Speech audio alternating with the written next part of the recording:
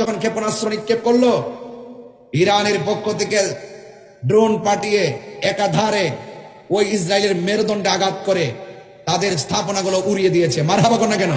আসসালামু আলাইকুম সুপ্রিয় দর্শক মণ্ডলী, আমেরিকা ইসরায়েল ইরান যুদ্ধের বিষয় নিয়ে কি বললেন তাহিরি হুজুর, সম্পূর্ণ ভিডিওটা দেখেন, দেখলেই বুঝতে পারবেন। ইসরায়েলের বিরুদ্ধে ইরান, কুয়েত, মিশর, বাহরাইন, সৌদি আরব, যত মুসলমান রাষ্ট্র আছে, পাকিস্তান সহ বাংলাদেশ সহ যত মুসলমান রাষ্ট্র আছে, এই ইসরায়েলের আগ্রাসনের বিরুদ্ধে মুসলমানদের উপরে যেভাবে নির্যাতন চালিয়েছে, সকল মুসলমান ঐক্যবদ্ধ হয়ে একযোগে আওয়াজ তুলতে হবে, অনতি বিলম্বে ইসরায়েলকে সন্ত্রাসী হিসাবে ঘোষণা করতে হবে। আপনারা জানেন, বিশ্বে আন্তর্জাতিকভাবে মুসলমানদেরকে নিধন করে দেওয়ার জন্য আন্তর্জাতিক চক্রান্ত চলছে, কথা বলেন ঠিক কিনা? আপনারা দেখেছেন গত পরশুদিন অনর্থক ইসরায়েলের সন্ত্রাসীরা ইরানে আক্রমণ করেছে।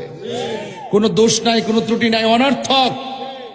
এই ইরানের মধ্যে ইসরায়েলের জঙ্গি গোষ্ঠীরা, সন্ত্রাসী গোষ্ঠীরা কি করেছে?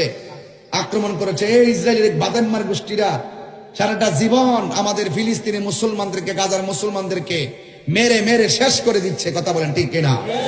এখন আমাদের মুসলমানদের পক্ষ থেকে আমাদেরকে ঐক্যবদ্ধ হওয়ার দরকার আছে না নাই? আর বড় করে আছে না নাই?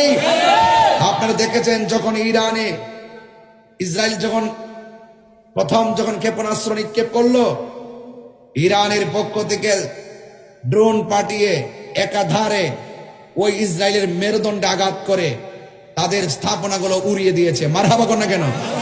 আর জোরে করে মারহাবা কোন না কেন? ইনশাআল্লাহ সকল মুসলমানরা একটা ইউনিট হতে যাচ্ছে। আমরা বাংলাদেশের মুসলমান